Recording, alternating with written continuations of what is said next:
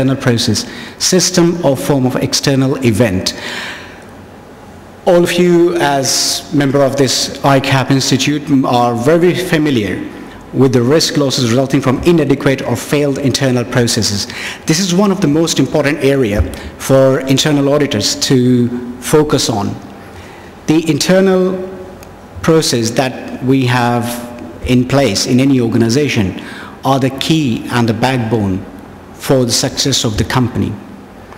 For example, if you have a company like BOC, if you have a leakage in your major tanks, you will never be able to run a profit because you are losing your raw material. Any banks which have financial institutions, have reserves, funds, if you have frauds every now and then, your problem is not losing money through the systematic problems because your control procedures are not adequate and you're losing your profit. Operational losses are basically loss in the profit. We'll move to the next stage, which is not on the screen yet.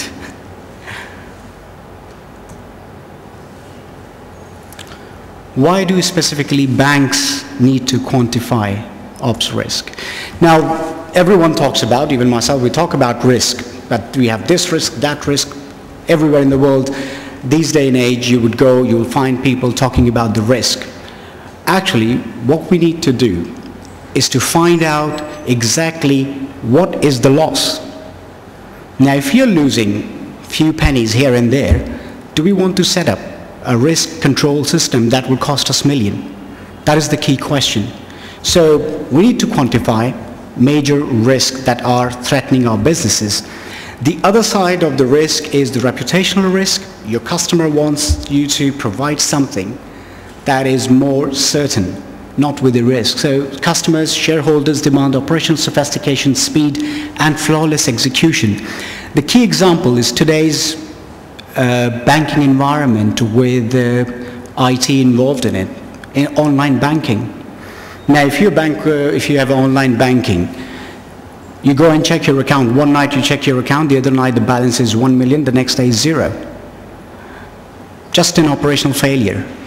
Example of IT failure. So that's you as a customer, that is your demand, that you want something very sophisticated that can give you your balance at your fingertip no matter what time you want to know it.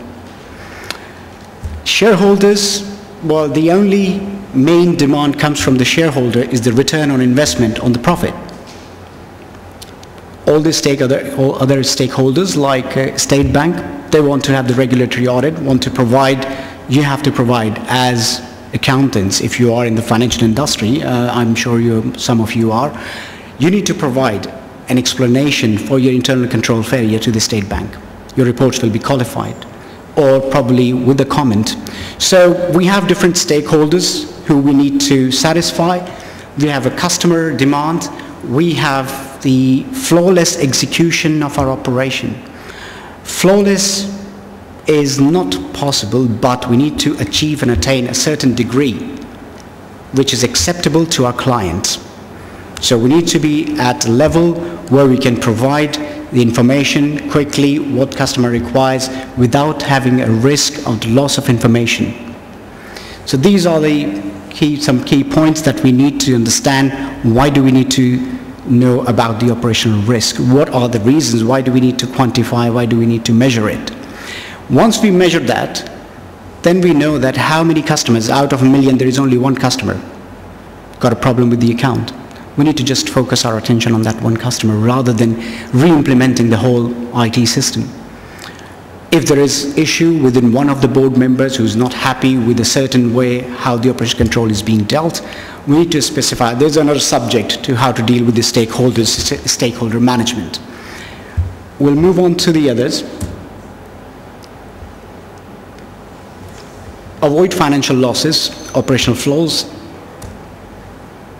To fulfill regulatory requirement and audit compliance, Basel II. Now, internationally, Basel II is the standard at the moment. Globally, most of the banks, to gain reputation, to gain leverage in their products, they are all mentioning that we are Basel II compliance in our operation. Even the spreadsheets that the banks use, they are today logged, secured, password coded, or in some cases, if they have very highly sophisticated information on them or confidential information on them, they are basically ciphered. So they encrypted in a 64-bit or 128-bit encryption format and then transferred from one to the other place, just to make sure that we are fulfilling the Basel requirement. Basel audit is, at the moment, Basel II is not implemented by the regulatory authority in the UK yet, but it is not mandatory in a sense that it becomes a regulation. It is something which bank chooses to do, which they want to implement just to enhance the image of the bank, of their company. Allow banks to identify sources of operational losses, causal factor analysis.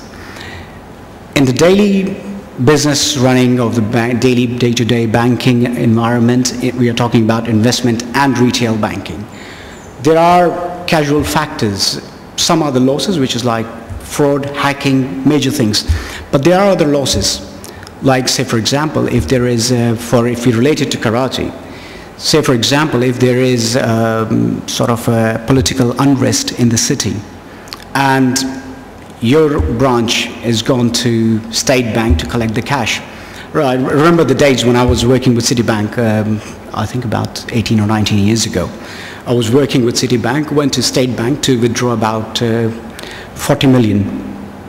Well, coming back, we had the Brinks security with us and everything, but we still have the fear that if anything happens, we are very insecure.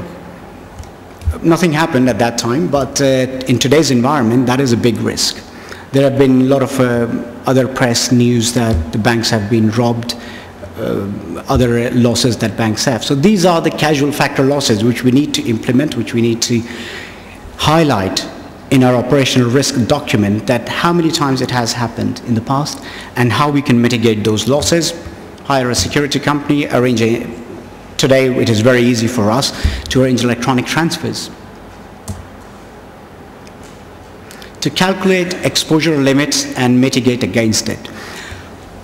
Exposure limit is how much, what is the value? If the organization that you're working for, their exposure limits in billions, that's fine, you can lose billions and you'll still be operational.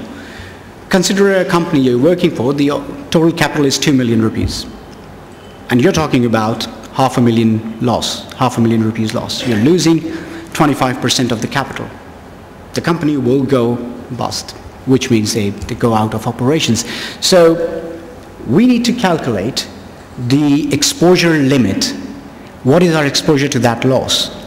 It's all very good to say that, okay, yes, we have a very fine operational control in our organization. How much are we spending on it? The first question. What is our exposure limit? If my exposure limit is 2 million and I'm spending 60 million on the operational process, that is unjustified expenses. So as auditors, as internal audit, our key objective is to look at the transaction, find out what is the exposure limit, how we can mitigate against it. Loss mitigation or risk mitigation is in several forms. We can insure against a loss.